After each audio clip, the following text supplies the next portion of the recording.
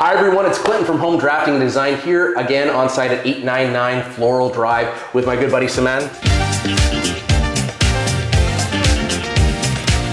We're here talking about the final product of what we can now see this place has turned into.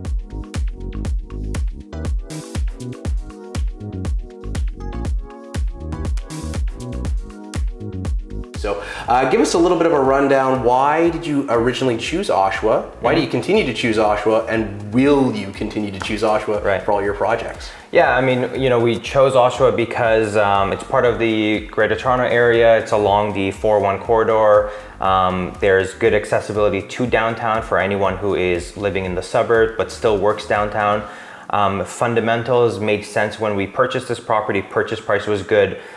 We knew what the renovation budget would be, and we knew that at the end the rental income could support essentially all the numbers that come with it once the project's done.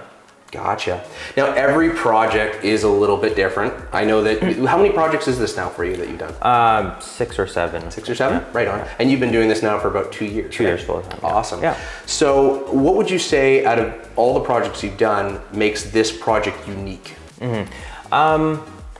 I mean, I find that every time we work in a basement unit or a legal accessory apartment, we're always working with the ceiling heights that we have. We're working with some of the bulkheads that are in place. So we have to it's a puzzle that we have to make work. With this one in particular, when we bought, we knew that there's a risk with ceiling height. Certain areas of the basement was 6'5", certain areas were 6'7", certain areas were 6'9". So we really had to get into the HVAC designs and make sure we optimize HVAC designs in terms of duct size. Besides that, there's a lot of square footage down here, but square footage that we couldn't really optimize into bedroom space, for example. So one side of the house has all the mechanical. So, the gas line's coming in, the ventilation's going out, the chimney line, and it's where the den is located. So that part of the house we couldn't really turn into an area that would essentially give us extra dollar amount when it comes to resale or appraisal. So, it's hard trying to figure out what to do, but essentially we thought that, in these units, storage is always limited. So we turned it into a den where people can store, bikes, skis, whatever it may be, or just extra storage, or even like a little, let's say a yoga room if someone wanted to have like a home gym. So. Gotcha. Yeah, I noticed that you utilized that space in the front, which is a bit of an oddball shape in this, because usually these accessory apartments are done in bungalows that are just your basic, rectangular shape. You have a bit of a bump out there at the front, which also had a bit of a head height issue because there was a beam running across. Yeah. So, out of curiosity, as opposed to doing a third bedroom, what was the choice of a den? Because it's basically the same kind of space, only shorter window, basically, right?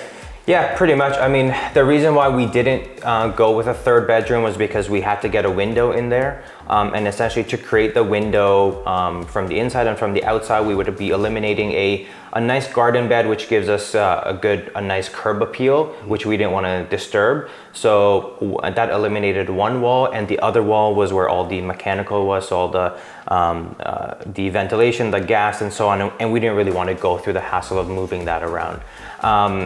And I think what really justified our decision was that as time passed by, market went up and up and up. So there's really no need to add a third bedroom just for the purpose of getting a higher valuation, because we know that today we would have hit that valuation and we will hit that valuation.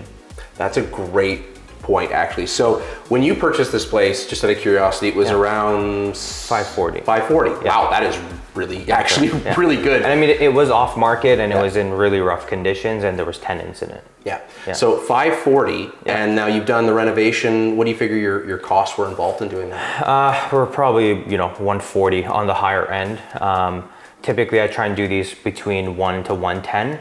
This one we hit some obstacles. So one obstacle that we hit was we had to waterproof the basement because there was a flood down here during one of those really bad rainfalls.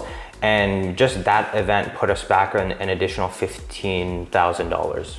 Is that something that, I mean, this is a block foundation, right? That's right, yeah. And this seems to be a recurring issue that I've noticed with block foundations. So is this something you're going to prepare for now in future projects when you're looking at a block foundation to do the interior waterproofing? It's hard because if there's no evidence of water for me, if there's no evidence of water inside and everything outside is managed, there may not be a need to do that. But when there's little evidence, in my opinion, then yes, it needs to be done. So in this corner where we have the egress window right underneath it, we can tell that the foundation was like there's a color change in the color deterioration. So we can tell that there's perhaps water being built up there. Right behind us where the stove is, we can tell that that area also had a change in color, and one of the other corners. So we should have done it from the beginning, but we weren't seeing anything, right? So there wasn't a problem. Why try and fix it? But going forward, and we spoke about this, like conditions are getting really extreme throughout all the season. So in the summer, it's very humid. We get a lot of rain. So as a result, all the rain needs to go somewhere, and it's likely just gonna pool, along the perimeter of your house, especially if you don't have the grading. Yeah. So we're in Oshawa, Yeah. and I know like over the last couple of months, I have watched as the market, as you mentioned, has just climbed and climbed and climbed. So two questions, kind of a twofold question. One, you bought this place super cheap as far as where the market was at. Where do you figure you're going to refinance this project at now that you've got it all completed? And the second question is, with the way the market is going, do you think you're going to continue to invest in Oshawa, or is there some surrounding area that you're probably going to lead into? Yeah, so we purchased this for $540. We're around $150 in. We believe that it's worth around $1,050,000, 1.1 maybe. That's awesome. But I don't think we can get a refinance at that amount because there aren't comparables like nearby. There's comparables in other neighborhoods. But also, I don't know if we want to do $1,000,001 just because there's high exposure there in terms of the mortgage expense. In the event that one of the tenants default, then that's money out of our pocket. So it's nice to have the high refinance to pull money out, but it creates additional risk for you that my investors don't want to take on, and neither do I, to be honest. In terms of where to go next, like obviously we know that these bungalows are getting expensive. They're premium homes. And what I've always said is that the trend that we see, the ripple effect, is what that we see is typically from Scarborough. So these bungalows in Scarborough 2 years ago were $800,000 as is. So now we're at $800,000 as is. In Scarborough now, as is, they're around $1 million. So as is will eventually be at $1 million.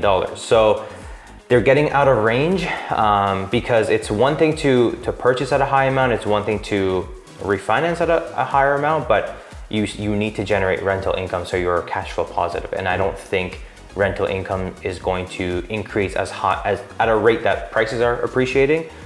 So that's regarding comment. In terms of what's next, I mean, it's hard because I personally don't have the expertise to do anything purpose-built right now. So if someone had the expertise to do it, a lot of the homes that are built in the 20s and 30s, the two-story detached homes, those are the properties that we're seeing right now where people are either tearing down and doing a purpose-built triplex or just adding on top of it. For me, like with my project, I'm more hands-on and I like to be involved, and that's something I bring to the table. I don't have the expertise to do that right now. Maybe one day I will, but as of right now, I'm not sure. But what's next? I don't know. I'm looking at other things. I'm looking at the US. I'm looking at maybe out of town. My theory is if I have to travel out of town, 5-6 hours, the argument is maybe I'll buy something in the US where I can drive 4 or 5 hours and have a property in the US where there's a bit more favorable tax treatments on properties and you're generating US dollars as well. Nice. Yeah. You mentioned something that I want to go back to in that first part of that question, which was about the refinancing and being positive cash flow. So it's all great. You bought it at a little over 5.5, let's call it, right? 5.5. You're going to have it all redone at like, let's say 7 when it's all finished.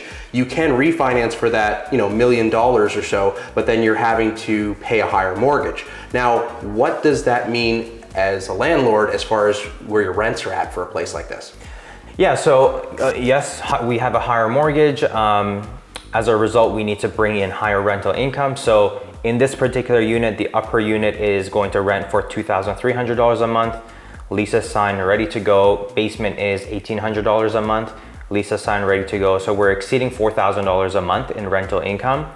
Our fixed cost is probably around $3,000 and change, including mortgage, property tax, insurance.